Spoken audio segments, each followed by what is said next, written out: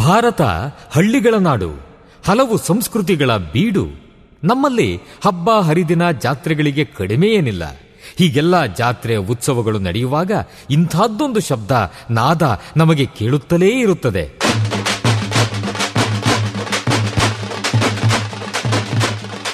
ಒಮ್ಮೊಮ್ಮೆ ಹೊಸ ಉತ್ಸಾಹ ಬಡಿದೆಬ್ಬಿಸುವ ನಾದ ವೈಭವ.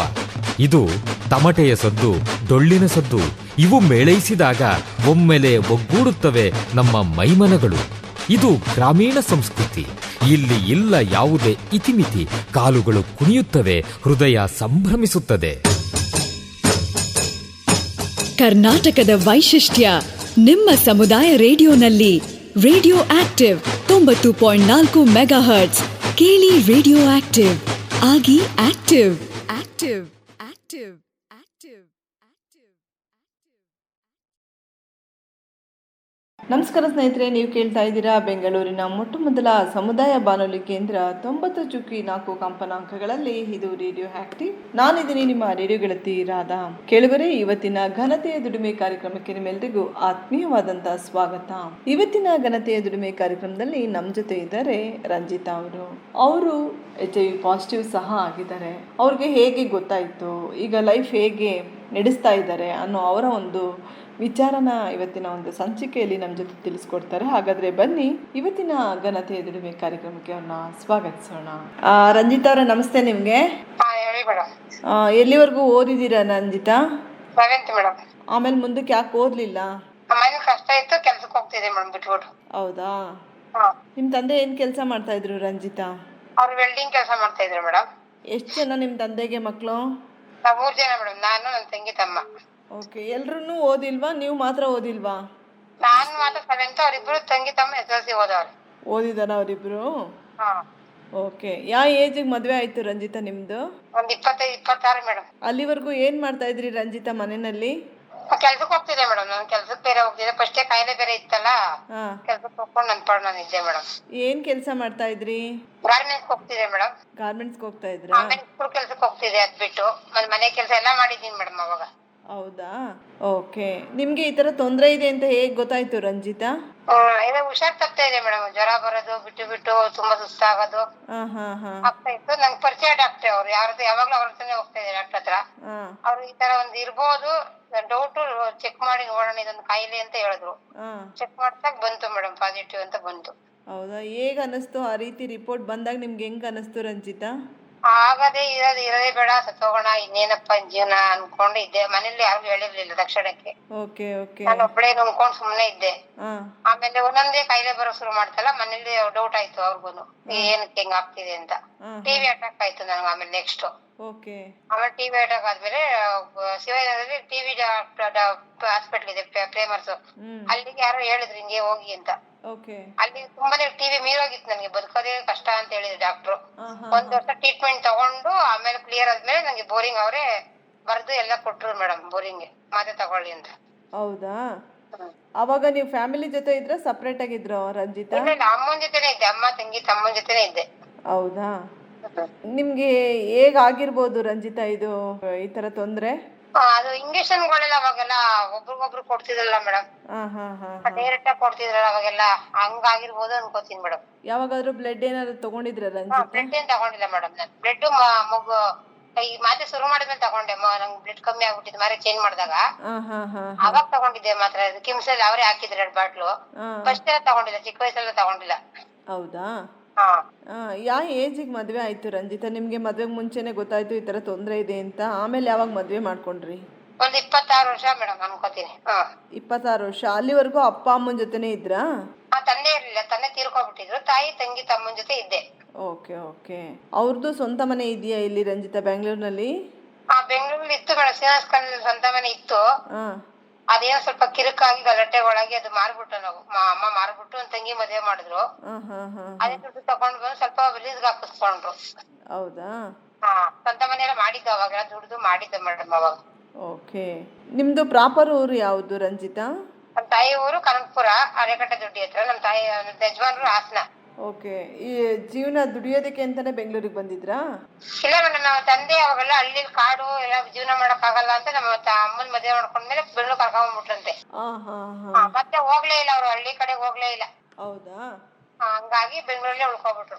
ಓಕೆ. ಯಜಮಾನ್ರು ಏನ್ ಕೆಲಸ ಮಾಡ್ತಾ ಇದ್ದಾರೆ Ranjitha? Auto driver madam. Auto ಡ್ರೈವರಾ? ಹಾ. ಇವಾಗ ನೀವು ಸಪ್ರೇಟ್ ಆಗಿದ್ದೀರಾ, ಗಂಡ ಹೆಂಡತಿ ಮಕ್ಕಳು? ನನ್ನ ಗಂಡ ಹೆಂಡತಿ ಮಕ್ಕಳು ಸಪ್ರೇಟ್ ಆಗಿದ್ದೀನಿ, ನನ್ನ ತಾಯಿ ಸಪ್ರೇಟ್ ಆಗಿದ್ದಾರೆ. ಓಕೆ. ಇವಾಗ ನೀವು ಬಾಡಿಗೆ ಎಷ್ಟು ಅದು? ನೀರಿನ ಬಿಲ್ ಸೇರಿ 4,000 ಮೇಡಮ್. ನಿಮ್ಮ ಯಜಮಾನ್ರದ್ದು ಏನು ಪ್ರಾಪರ್ಟಿ ಇಲ್ವಾಪ್ಪ? ಹಾಸನದಲ್ಲಿ ಇದೆ ಮೇಡಮ್, ಅವ್ರ ಬೇಲೂರಲ್ಲಿ ಇದೆ ಗದ್ದೆ, ಮತ್ತೆ ಸ್ವಲ್ಪ ಹೊಲ ಇದೆ. ಆಮೇಲೆ ಮಾಡ್ಕೋಬೇಕು, ಅದು ಮಾಡ್ಕೊಳ್ಬೇಕು ಅಷ್ಟೇ. ಆಗಿನ್ನು ಮಾಡ್ಕೊಂಡಿಲ್ಲ ಮೇಡಮ್. ನಿಮ್ಮ ಯಜಮಾನ್ರು ದುಡಿಯೋಕೆ ಅಂತ ಬೆಂಗಳೂರಿಗೆ ಬಂದಿದ್ದ? ಅವ್ರು ಚಿಕ್ಕ ವಯಸ್ಸಲ್ಲಿ ತಂದೆ ತಾಯಿ ತೀರ್ಕೊಬಿಟ್ರಂತೆ. ಅವ್ರು ತಗೊಂಡ್ ಬೇಕರಿ ಹಾಕ್ಬಿಟ್ರಂತೆ ಅವ್ರನ್ನ ಚಿಕ್ಕ ವಯಸ್ಸಲ್ಲಿ, ಅವ್ರ ಅಕ್ಕ. ಅವ್ರ ಚಿಕ್ಕ ವಯಸ್ಸಲ್ಲಿ 12 ವರ್ಷ 10 ವರ್ಷ ತಂದ್ ಬೇಕರಿ ಹಾಕ್ಬಿಟ್ಟು ಬೇಕರಿಯಿಂದ ದುಡ್ಕೊಂಡು ಫಸ್ಟ್ ಬೇಕರಿ ಅವ್ರು ಮಾಸ್ಟ್ರು. ಬೇಕರಿ ಕೆಲಸ ಪಾಸ್ ಇದು ಫೇಮಸ್, ಚೆನ್ನಾಗ್ ಬರುತ್ತೆ ಬೇಕರಿ ಕೆಲಸ. ಆಮೇಲೆ ಸ್ವಲ್ಪ ಸುಸ್ತಾಗ್ತಾ ಇತ್ತು ದುಡಿಯಕ್, ಬೇಕರಿ ಕೆಲಸ ತುಂಬಾ ಕಷ್ಟ ಎಲ್ಲ ಮಾಡಕ್ ಆಗಲ್ಲ ಅಂತ ಆಟೋ ಹೇಳಿದ್ರು ಮೇಡಮ್. ಸ್ವಂತನಾ ಆಟೋ? ಆಟೋ ಲೋನ್ ಇದೆ ಮೇಡಮ್, ಇನ್ನೊಂದ್ 2 ತಿಂಗಳು ಲೋನ್ ಇದೆ, ಕಟ್ತಾ ಇದೀವಿ. ಸಂಪಾದನೆ ಚೆನ್ನಾಗ್ ಆಗ್ತಾ ಇದೆಯಾ ಬಾಡಿಗೆ ಕಟ್ಟಕ್ಕೆ, ಜೀವನ ಮಾಡೋದಕ್ಕೆ ಆಟೋದಲ್ಲಿ? ಪರವಾಗಿಲ್ಲ ಮೇಡಮ್, ಒಂದ್ 700-800 ಎಲ್ಲ ಗ್ಯಾಸ್ ಎಲ್ಲ ಕಳೆದು ಆಗ್ತಾ ಇದೆ ಮೇಡಮ್. ಓಕೆ. ನೀವೇನ್ ಕೆಲ್ಸಕ್ಕೆ ಹೋಗ್ತೀರಾ ರಂಜಿತಾ? ನಾನ್ ಮನೆ ಕೆಲ್ಸಕ್ಕೆ ಹೋಗ್ತೀನಿ ಮೇಡಮ್. ಮನೆ ಕೆಲ್ಸಕ್ಕೆ ಹೋಗ್ತಾ ಇದ್ದೀರಾ? ಓಕೆ. ಎಷ್ಟು ಕೊಡ್ತಾರೆ ನಿಮ್ಗೆ ಅಲ್ಲಿ? ನನ್ಗೊಂದೆಲ್ಲ 10 ಬರುತ್ತೆ ಮೇಡಮ್, 3 ಮನೆ ಮಾಡ್ತೀನಿ. 10,000 ಕೊಡ್ತಾರಾ?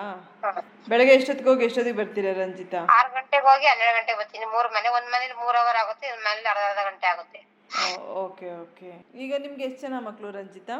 ಇಬ್ರು ಮೇಡಮ್, ಒಬ್ಬ 7ನೇ ಕ್ಲಾಸು, ಒಬ್ಬ 1ನೇ ಕ್ಲಾಸು. ತುಂಬಾ ಚಿಕ್ಕ ಮಗ ಇದ್ದಾನೆ ನಿಮ್ಗೆ? ಅವನು ನಂಗೆ ಮದುವೆಗೆ 4 ವರ್ಷಕ್ಕೆ ದೊಡ್ಡ ಹುಡ್ತಾ, 4 ವರ್ಷ ಆದ್ಮೇಲೆ ಚಿಕ್ಕವನ್ ಹುಡ್ತಾ. ಓಕೆ. ತುಂಬಾ ಗ್ಯಾಪ್ ಇಂದ ಹುಟ್ಟಿದ್ದಾರೆ ಮಕ್ಕಳು? ಗ್ಯಾಪ್ ಇಂದ ಮಕ್ಳು ಮಾಡ್ಕೋಬಾರ್ದು ಅಂತ ಇದ್ದದ್ದು. ಆಮೇಲೆ ಎಲ್ಲ ಕೇಳ್ತಿರಲ್ಲ, ಮಕ್ಳಿಲ್ವಾ ಅನ್ನೋದಕ್ಕೆ ಡಾಕ್ಟರ್ ಕೇಳ್ಕೊಂಡು ಒಂದ್ ಮಗು ಮಾಡ್ಕೊಳ್ಳೋ ಅಂತ ಮಾಡ್ಕೊಂಡೆ. ಆಮೇಲೆ ಅವನು ಆಗ್ಬಿಟ್ಟ, ಸುಮ್ನೆ ಆಪರೇಷನ್ ಮಾಡಿಸ್ಕೊಂಡೆ. ಆಮೇಲೆ ಮಕ್ಳಿಗೆ ಏನ್ ತೊಂದ್ರೆ ಇಲ್ಲ ಅಲ್ವಾ? ಮಕ್ಳು ಎಲ್ಲ ಕೇಳ್ಕೊಂಡೆ ಮಾಡಿದ್ ನಾನು ಫಸ್ಟ್. ಟೆಸ್ಟ್ ಇಷ್ಟು ಸಿರಪ್ ಎಲ್ಲ ಅವರೇ ಕೊಟ್ಟಿರೋದೆಲ್ಲ. ಹೌದಾ? ಓಕೆ. ಇವಾಗ ಮಕ್ಳು ಏನ್ ಓದ್ತಾ ಇದಾರಪ್ಪ? ಒಬ್ಬ 7th ಓದ್ತಿದ್ದಾನೆ, ಒಬ್ಬ 1ನೇ ಕ್ಲಾಸ್. ಇವಾಗ ನೀವ್ ಹೇಳಿದ್ರಿ ಮನೆ ಕೆಲ್ಸ ಹೋಗ್ತೀನಿ, ಯಜಮಾನ್ರು ಆಟೋ ಓಡಿಸ್ತಾರೆ ಅಂತ. ಈಗ ಮಕ್ಳು ಗೌರ್ಮೆಂಟ್ ಸ್ಕೂಲಲ್ಲಿ ಓದ್ತಾ ಇದ್ದಾರಾ, ಪ್ರೈವೇಟ್ ಸ್ಕೂಲಲ್ಲಿ ಓದ್ತಾ ಇದ್ದಾರಾ? ಒಬ್ಬನ್ನ ಗೌರ್ಮೆಂಟ್ ಹಾಕಿದೀನಿ, ಚಿಕ್ಕವನ ಈ ವರ್ಷ ಆಗ್ಲಿಲ್ಲ, ತುಂಬಾ ಕಷ್ಟ ಆಗಿತ್ತು. ದೊಡ್ಡವನ ಮಾಮೂಲಿ ಅರ್ಧ ಗೌರ್ಮೆಂಟ್ ಅರ್ಧ ಪ್ರೈವೇಟ್. ಅವಾಗ ಚಿಕ್ಕ ವಯಸ್ಸಿನ ಅಲ್ಲೇ ಓದೋದು, ಕಾರ್ಮಲ್ ಸ್ಕೂಲ್. ಅವ್ನು LKG ಅಲ್ಲೇ ಕಂಟಿನ್ಯೂ ಆಗ್ಬಿಟ್ಟು 7th ಲಾಸ್ಟ್ ಆಗುತ್ತೆ ಅಲ್ಲಿ, 7th ವರೆಗೆ ಇರೋದು. ಈಗ 8th ಪ್ರೈವೇಟ್ಗೆ ಹಾಕ್ಬೇಕು, ಚೆನ್ನಾಗಿ ಎಜುಕೇಶನ್ ಇದೆ ಅವ್ನಿಗೆ. ಚೆನ್ನಾಗ್ ಓದ್ತಾ, ಇಬ್ರು ಮಕ್ಳು ಚೆನ್ನಾಗ್ ಓದ್ತಾರೆ, ಅದ್ರದ್ದೇನ್ ತೊಂದ್ರೆ ಇಲ್ಲ. ಮಕ್ಕಳು ಚೆನ್ನಾಗಿ ಓದ್ತಾ ಇದ್ದಾರೆ? ಚೂಟಿಯಾಗಿದ್ದಾವೆ, ಚೆನ್ನಾಗ್ ಓದ್ತಾರೆ. ಓಕೆ. ಏನ್ ಓದಿಸ್ಬೇಕು ಅಂತ ಕನ್ಸಿಟ್ಕೊಂಡಿದ್ದೀರಾ ನೀವು ರಂಜಿತಾ? ನಂದೇನು ಕನ್ಸಿಲ್ಲ ಮೇಡಮ್, ಅವ್ರು ಏನ್ ಓದ್ತಾರೋ ಅದ್ರ ಮೇಲೆ ಅವ್ರು ಬಿಟ್ಟಿದೀನಿ. ಅವ್ನ್ ದೊಡ್ಡವರಂತೂ ಮಿಲಿಟರಿ ಸೇರ್ಕೋಬೇಕು ಅಂತ ಆಸೆ ಇದೆ ಅಂತಾನೆ. ಚಿಕ್ಕವನು ಆಫೀಸರ್ ಆಗ್ಬೇಕು, ಪೊಲೀಸ್ ಆಫೀಸರ್ ಆಗ್ಬೇಕು ಅಂತಾನೆ. ಅವ್ರಿಂದ ದೊಡ್ಡವರಾದ್ಮೇಲೆ ಕಲೀಲಿ ಮೇಡಮ್ ಅಷ್ಟೇ. ಎಲ್ಲಿ ಗಂಟ ಓದ್ತಾರೋ ನನ್ ಬದುಕಿರೋ ಗಂಟ ನಾನು ಅಲ್ಲಿ ಗಂಟ ಓದಿಸ್ತೀನಿ ಮೇಡಮ್. ಆಗ್ಲಿಲ್ಲ ಲಾಸ್ಟ್ಗೆ ಹಾಸ್ಟೆಲ್ಗಾರ ಹಾಕ್ಬಿಟ್ಬಿಡ್ತೀನಿ ಮೇಡಮ್. ಇವಾಗ ಮಾತ್ರೆ ಶುರು ಮಾಡಿದ್ಮೇಲೆ ನಿಮ್ಗೆ ಏನಾದ್ರು ಅಡ್ಡ ಪರಿಣಾಮಗಳೇನಾದ್ರು ಆಯ್ತಾ ಮಾತ್ರೆಯಿಂದ? ಆಯ್ತು ಮೇಡಮ್, ತುಂಬಾ 1 ವರ್ಷ ಗಂಟ ಅಡ್ಡ ಪರಿಣಾಮ, ಕೈ ಅಲರ್ಜಿ ಆಗೋದು, ಸುಸ್ತಾಗೋದು ಅದೆಲ್ಲ ತುಂಬಾ ಆಯ್ತು ಮೇಡಮ್. ಮತ್ತೆ ಮೆಂಟಲ್ ಶಾಕ್ ಆಗ್ಬಿಟ್ಟಿತ್ತು, ರಿಮನ್ಸ್ ಹೋಗಿದ್ದೆ, ಎಲ್ಲಾ ತರನು ಆಯ್ತು ಮೇಡಮ್ ನನ್ಗೆ. ಇವಾಗ ಹೇಗಿದೆ ಆರೋಗ್ಯ? ಈಗ ಚೆನ್ನಾಗಿದ್ದೀನಿ ಮೇಡಮ್. ಯಜಮಾನ್ರಿಗೆ ಏನಾದ್ರು ತೊಂದ್ರೆ ಆಯ್ತಾ ಮಾತ್ರೆದು? ಅವ್ರಿಗೇನ್ ತೊಂದ್ರೆ ಆಗೇ ಇಲ್ವಂತೆ, ಸ್ವಲ್ಪ ಅವಾಗೆಲ್ಲ ಸುಸ್ತು ಆಗೋದು ಅದ್ ಮಾತ್ರ ಬಿಟ್ಟು ಇನ್ನೇನ್ ಆಗಿಲ್ಲ ಮೇಡಮ್ ಅವ್ರಿಗೆ. ಇವಾಗ ಆರಾಮಾಗಿದ್ದಾರಾ? ಈಗ ಆರಾಮಾಗಿದ್ದಾರೆ. ಓಕೆ. ಇವಾಗ ನೀವು ಮಾತ್ರೆ ಶುರು ಮಾಡಿ ಎಷ್ಟು ವರ್ಷ ಆಯ್ತು? 2004 ಮೇಡಮ್, 4-5 ಅನ್ಕೋ ಇಟ್ಕೊಳ್ಳಿ. 2005ರಲ್ಲ? 5. ಓಕೆ. ನಿಮ್ಗೆ ಸುಮಕ್ಕ ಅವರು ಸ್ವಾತಿ ಮನೆ ಹೇಗೆ ಪರಿಚಯ ರಂಜಿತಾ? ನನ್ಗೆ ಇವ್ರು ಶೋಭಾ ಅವ್ರ ಪರಿಚಯ. ಶೋಭಾ ಅವರು ನಂಗೆ ಬೋರಿಂಗ್ ಅಲ್ಲಿ ಕೆಲಸ ಮಾಡ್ಬೇಕಾದ್ರೆ ಅವ್ರು ಸ್ವಾತಿ ಮನೆ ಕೆಲಸ ಮಾಡ್ತಾ ಇದ್ರು ಶೋಭಾ. ನನಗೆ ವಿಸಿಟಿಂಗ್ ಬರೋರು. ನಾನ್ ಬೋರಿಂಗ್ ಅಲ್ಲಿ ಕೆಲಸ ಮಾಡಿದೆ ಕೌನ್ಸಿಲರ್ ಆಗಿ 1 ವರ್ಷ. ಹೌದಾ? ಆಮೇಲೆ ದೂರ ಅಂತ ಶಿವಾಜಿನಗರ ನಾನು ಪೀಣ್ಯದಲ್ಲಿದ್ದೆ, ಅವನ ಯಜಮಾನ್ ಜೊತೆ. ತುಂಬಾ ದೂರ ಟ್ರಾಫಿಕ್ ಆಗ್ಬಿಡೋದು. ಅದ್ ಬಿಟ್ಟು ಓಲ್ಡ್ ವಿಷನ್ ಅಂತ ಒಂದ್ ಸಂಸ್ಥೆ ಇತ್ತು ನೋಡಿ ಮಕ್ಳದು, ಅದ್ರಲ್ಲಿ ಮಾಡಿದೆ 2 ವರ್ಷ. ಆಮೇಲೆ ಬಿಟ್ಬಿಟ್ಟು ಪ್ರೆಗ್ನೆಂಟ್ ಆದೆ, ಬಿಟ್ಬಿಟ್ಟು ಆಮೇಲೆ ಮನೆ ಕೆಲಸ ಶುರು ಮಾಡ್ಕೊಂಡೆ. ವರ್ಲ್ಡ್ ವಿಷನ್ ಅಲ್ಲಿ ಯಾವ ಬ್ರಾಂಚ್ ಅಲ್ಲಿ ಕೆಲಸ ಮಾಡ್ತಾ ಇದ್ರಿ ರಂಜಿತಾ? ಶ್ರೀರಾಮ್ಪುರ ಬ್ರಾಂಚ್ ಅಲ್ಲಿ ಕೆಲಸ ಲಿಡಿಯಾ ಮೇಡಮ್ ಇದ್ರು ಅದ್ರಲ್ಲಿ. ಲಿಡಿಯಾ ಮೇಡಮ್ ಇದ್ರಾ? ಓಕೆ. ಆವಾಗ ಮಾಡ್ತಾ ಇದ್ದವ್ರು ಬಿಟ್ಬಿಟ್ರಾ? ಬಿಟ್ಬಿಟ್ಟೆ, ಟಾಯ್ಲೆಟ್ ಕ್ಲೋಸ್ ಆಯ್ತು, ಎಲ್ಲಾನು ತೆಗೆದ್ಬಿಟ್ರು ಅವರು. ಒಬ್ಬೊಬ್ಬರೇ ತೆಗೆದ್ಬಿಟ್ಟು ಟಾಯ್ಲೆಟ್ ಕ್ಲೋಸ್ ಆಗೋಯ್ತು. ಆಮೇಲೆ ನನ್ ಪ್ರೆಗ್ನೆಂಟ್ ಬೇರೆ ಆದೆ, ಆಮೇಲೆ ಮನೆ ಕೆಲಸ ಶುರು ಮಾಡ್ಕೊಂಡೆ. ಓಕೆ. ಇವಾಗ ನೀವು ಇರೋದೆಲ್ಲಿ ಪ್ರಾಪರ್ ಪ್ಲೇಸ್? ಈಗ ಎಲ್ಲಿದ್ದೀರಾ? ಈಗ ತುರಳ್ಳಿ ಮೇಡಮ್, ಉತ್ರಳ್ಳಿನ ಮುಂದಕ್ಕೆ ಬಂದು ತುರಳ್ಳಿ ಇದೆ, ಅಲ್ಲಿ ತುರಳ್ಳಿ ಶೋಭಾ ಅವ್ರು ಇದಾರೆ. ಶೋಭಾ ಅವ್ರದ್ದು ನಮ್ಮ ಮನೆ ಹತ್ರದೇ. ಓಕೆ ಓಕೆ, ಶೋಭಾ ಅಲ್ಲೇ ಇರೋದಾ? ಹಾ, ಶೋಭಾ ನಮ್ಮ ಮನೆ ಎಲ್ಲ ಹತ್ರ ಬರ್ತಾರೆ. ಅವ್ರ ಸಂಘದಲ್ಲಿ ಲೋನ್ ತಗೊಂಡಿದ್ದೀನಿ, ಬರ್ತಾ ಇರ್ತಾರೆ, ವಿಸಿಟಿಂಗ್ ಎಲ್ಲ ಬರ್ತಾರೆ. ಓಕೆ, ನಿಮ್ಗೆ ಏನಾದ್ರು ಉಳಿತಾಯ ಮಾಡಿದೀರಾ ಅಲ್ಲಿ ಶೋಭಾ ಅವರ ಸಂಸ್ಥೆನಲ್ಲಿ? ಸ್ವಾತಿ ಮನೆ 5,000 ರೂಪಾಯಿ ಉಳಿತಾಯ ಮಾಡಿಸ್ಕೊತಾರೆ ಮೇಡಮ್, ತಿಂಗ್ ಲೋನ್ ಕಟ್ಟಾಗ. ಓ, ಕಟ್ಬಿಟ್ಟು ಬರ್ತಾ ಇದ್ದೀರಾ? ಇಲ್ಲ, ಲೋನ್ ಸಮೇತ ಕಟ್ಬಿಡ್ತೀವಿ. ಈಗ ಲೋನ್ 4,000 ಇತ್ತು ಅಂದ್ರೆ 500 ರೂಪಾಯಿ ಉಳಿತಾಯ ಕಟ್ಬಿಡ್ತೀವಿ. ಓಕೆ ಓಕೆ, ಒಟ್ಟಿಗೆ ಕಟ್ತಾ ಇದ್ದೀರಾ? ಒಟ್ಟಿಗೆ ಕಟ್ಲೇಬೇಕು ರೂಲ್ಸ್. ಓಕೆ, ನಿಮ್ಗೆ ಈ ತರ ಇರೋದ್ರಿಂದ ಅನುಕೂಲ ಆಗಿದ್ಯಾ? ಏನ್ಕಾರ ಆಮೇಲೆ ಉಪಯೋಗ, ಮಧ್ಯದಲ್ಲಿ ಏನ್ಕಾರ ಕೊಡ್ತಾರೆ ಸಾಲ, ಮತ್ತೆ ಮಕ್ಳು ಓದ್ಬೇಕು ಅಂದ್ರೆ ಏನ್ಕಾರ ಮಧ್ಯದ ಸಾಲ 10,000 5,000 ಕೊಡ್ತಾರೆ, ಉಳಿತಾಯದಲ್ಲಿ ಇಟ್ಕೋಬೋದಲ್ಲ ಮೇಡಮ್. ಓಕೆ ಓಕೆ, ಹಂಗಾಗಿ ನಿಮ್ಗೆ ಅನುಕೂಲ ಆಗಿದೆ. ಈಗ ಸ್ವಲ್ಪ ನಮ್ಮ ಯಜಮಾನ್ ಸ್ವಲ್ಪ ಹುಷಾರಿರ್ಲಿಲ್ಲ, ಹಂಗೆ ಹಿಂಗೆ 1-2 ತಿಂಗಳಿಂದ. ಏನಾಯ್ತು ರಂಜಿತಾ? ಸುಸ್ತಾಗೋದು, ಗಾಡಿ ಹೋಗಕ್ ಆಗ್ತಿರ್ಲಿಲ್ಲ, ಪಿನ್ ಹಿಡ್ಕೊಬಿಟ್ಟಿತ್ತು, ಸೊಂಟ ಹಿಡ್ಕೊಬಿಟ್ಟಿತ್ತು, ಎಲ್ಲ ಕುತ್ಕೊಂಡೆ ಆಟ ಓಡಿಸ್ತಾರಲ್ಲ, ಅದಕ್ಕೆ ಹೋಗ್ಲಿಲ್ಲ. ಅವ್ರಿಗೆ ಸ್ವಲ್ಪ ಮನೇಲಿ ರೆಸ್ಟ್ ಮಾಡ್ತಾ ಇದ್ರಿ. ಈಗ 3 ದಿನದಿಂದ ಹೋಗ್ತಾ ಇದಾರೆ ಮೇಡಮ್. ಓಕೆ ರಂಜಿತಾ, ನಿಮ್ಗೆ ಈ ತರ ತೊಂದರೆ ಇದೆ ಅಂತ ಫ್ಯಾಮಿಲಿನಲ್ಲಿ ಯಾರಿಗ್ ಗೊತ್ತಪ್ಪ? ನಮ್ಮ ಫ್ಯಾಮಿಲಿ, ನಮ್ಮ ಅಮ್ಮನಿಗೆ, ತಂಗಿ ತಮ್ಮನ್ಗೆ ಎಲ್ಲರೂ ಗೊತ್ತೇ ಮೇಡಮ್. ಓಕೆ, ಅವ್ರ ಗಂಡನ್ ಫ್ಯಾಮಿಲಿನಲ್ಲಿ? ಅವ್ರ ಅಕ್ಕನ್ ಗೊತ್ತಂತೆ, ನನ್ಗಿರೋದು ಗೊತ್ತಿಲ್ಲ, ಅವ್ರಿಗಿದೆ ಅಂತ ಗೊತ್ತಂತೆ. ಅವ್ರ ಅಕ್ಕನ್ಗೆ ಅವ್ರ ಅಣ್ಣನ್ಗೆ ಗೊತ್ತಂತ? ನನ್ಗಿರೋದು ಹೇಳಿಲ್ಲ, ಅವ್ರಿಗಿರೋದು ಮಾತ್ರ ಹೇಳ್ಕೊಂಡಿದ್ದಾರೆ. ನೀವ್ ಯಾವಾಗಾದ್ರೂ ಅವ್ರ ಊರ್ಗೆ ಹಾಸನ್ಗೆ ಹೋಗಿ ಬಂದಿದ್ದೀರಾ ರಂಜಿತಾ? ಮಗು ಮುಡಿ ಕೊಡಕ್ಕೆಲ್ಲ 2 ಸಲ 3 ಸಲ ಹೋಗಿದ್ದೀವಿ ಮೇಡಮ್. ಮನೆ ದೇವ್ರು ಅಲ್ಲೇ ಇರೋದು. ಹೋಗ್ತಾ ಇರ್ತೀರಾ ಅವಾಗ ಅವಾಗ? ಈ ಕೊರೋನಾ ಬಂದಾಗಿಂದ ಹೋಗಿಲ್ಲ, ಹೋಗ್ತಾ ಇರ್ತೀವಿ. ವರ್ಷಕ್ಕೊಂದ್ಸಲ ಮನೆ ದೇವ್ರಿಗೆ ಹೋಗ್ತೀವಿ, ಅಲ್ಲೇ ಅಕ್ಕನ ಮನೆಗೆ ಹೋಗ್ಬಿಟ್ಟು ಬರ್ತೀವಿ. ಹಾಗಾದ್ರೆ ನಿಮ್ ಯಜಮಾನ್ರು ಮಾತ್ರ ಶುರು ಮಾಡಿದ್ಮೇಲೆ ಅವ್ರಿಗೂ ಏನು ತೊಂದರೆ ಏನಾಗಿಲ್ಲ? ತೊಂದ್ರೆ ಏನಾಗಿಲ್ಲ. ಕರೆಕ್ಟ್ ಆಗಿ ತಗೋತಾ ಇದ್ದೀರಾ ಇಬ್ರು ಮಾತ್ರೇನಾ? ಕರೆಕ್ಟ್ ಆಗಿ ತಗೋತೀವಿ ಮೇಡಮ್. ಯಾವ್ದೇ ಕಾರಣಕ್ಕೂ ಮಿಸ್ ಮಾಡಬಾರ್ದು. ಮಿಸ್ ಮಾಡಲ್ಲ ಮೇಡಮ್. ನಿಮ್ಗೆ ಮಾಹಿತಿ ಕೊಟ್ಟಿದಾರಲ್ಲ ಮಾತ್ರೆ ಮಿಸ್ ಮಾಡಬಾರ್ದು ಅಂತ? ಗೊತ್ತೇ ಮೇಡಮ್, ನಾನೇ ಕೌನ್ಸಿಲರ್ ಆಗಿದ್ನಲ್ಲ. Very good. ಹಂಗಾದ್ರೆ ಆರೋಗ್ಯದಲ್ಲಿ ಚೆನ್ನಾಗಿ ನೋಡ್ಕೋತೀರಾ? ನೋಡ್ಕೋತೀವಿ ಮೇಡಮ್. ಓಕೆಪ್ಪ, ಥ್ಯಾಂಕ್ ಯು ರಂಜಿತಾ, ನನ್ನ ಜೊತೆ ಒಂದು 10 ನಿಮಿಷ ಟೈಮ್ ಸ್ಪೆಂಡ್ ಮಾಡಿದ್ದಕ್ಕೆ. Thank you madam. ಆಯ್ತು, ಓಕೆಪ್ಪ. ಕೇಳಿದ್ರಲ್ಲ ಕೆಳಗಡೆ, ಇಷ್ಟೊತ್ತವರೆಗೂ ನಮ್ಮ ಜೊತೆ ರಂಜಿತಾ ಅವ್ರು ಮಾತನಾಡ್ತಾ ಇದ್ರು. ಅವ್ರಿಗೆ ಮದುವೆಗೆ ಮುಂಚೆನೇ ಅವ್ರಿಗೆ HIV ಪಾಸಿಟಿವ್ ಅಂತ ಗೊತ್ತಾಗಿದೆ. ಅದು ಅವ್ರಿಗೆ ಹೇಗೆ ಬಂದಿದೆ ಅನ್ನೋ ಅದ್ರ ಬಗ್ಗೆ ಅರಿವು ಅವ್ರಿಗೆ ಇಲ್ಲ. ಆಮೇಲೆ ಇನ್ನೇನು ಈ ಥರ ತೊಂದರೆ ಆಯ್ತಲ್ಲ, ಇನ್ನು ಬದುಕಬಾರ್ದು ಅಂತ ಯೋಚನೆ ಮಾಡಿದಾಗ ಡಾಕ್ಟ್ರು ಮಾಹಿತಿ ಕೊಟ್ಟು ಅವ್ರಿಗೆ ಸರಿಯಾಗಿ ಟ್ರೀಟ್ಮೆಂಟ್ ಎಲ್ಲ ಕೊಟ್ಟಿದ್ದಾರೆ. ಆಮೇಲೆ ಪಾಸಿಟಿವ್ ಇರೋಂಥ ಹುಡುಗನೇ ಮದುವೆ ಆಗಿದ್ದಾರೆ. ಈಗ ಅವ್ರಿಗೆ 2 ಮಕ್ಕಳು, 2 ಗಂಡು ಮಕ್ಕಳು, ಒಬ್ಬ 7th, ಒಬ್ಬ 1st ಸ್ಟ್ಯಾಂಡರ್ಡು. ಅವರು ಸಹ ಸಂಘ ಸಂಸ್ಥೆಗಳಲ್ಲಿ ಕೆಲಸ ಮಾಡಿ ಇದ್ರ ಬಗ್ಗೆ ಮಾಹಿತಿನ ಪಡ್ಕೊಂಡಿದ್ದಾರೆ ಚೆನ್ನಾಗಿ. ಸ್ವಾತಿ ಮನೆ ಮುಖಾಂತರ ಲೋನನ್ನು ತಗೊಂಡು ಮತ್ತೆ ಉಳಿತಾಯನೂ ಸಹ ಮಾಡ್ತಾ ಇದ್ದಾರೆ. ಈ ರೀತಿ ಸ್ವಾತಿ ಮನೆ ಇರೋದು ಅವ್ರಿಗೆ ತುಂಬಾನೇ ಅನುಕೂಲ ಆಯ್ತು ಅಂತ ನಮ್ಗೆ ತಿಳಿಸ್ಕೊಟ್ಟಿದ್ದಾರೆ. ಕೆಳಗಡೆ ನಿಮ್ಗೆ ಈ ಕಾರ್ಯಕ್ರಮ ಇಷ್ಟ ಆಗಿದೆ ಅಂತ ನಾನು ಭಾವಿಸ್ತಾ ಇದ್ದೀನಿ. ಈ ಕಾರ್ಯಕ್ರಮ ನಿಮ್ಗೆ ಇಷ್ಟ ಆಗಿದ್ರೆ ನಿಮ್ಮ ಅನಿಸಿಕೆ ಅಭಿಪ್ರಾಯ ನಮ್ಗೆ ತುಂಬಾನೇ ಮುಖ್ಯ. ಹಾಗಾಗಿ ನಿಮ್ಮ ಅನಿಸಿಕೆ ಅಭಿಪ್ರಾಯಗಳನ್ನ ಈ ಕಾರ್ಯಕ್ರಮ ನಿಮಗೆ ಇಷ್ಟ ಆಗಿದ್ರೆ ನಿಮ್ಮ ಅನಿಸಿಕೆ ಅಭಿಪ್ರಾಯ ನಮಗೆ ತುಂಬಾ ಮುಖ್ಯ.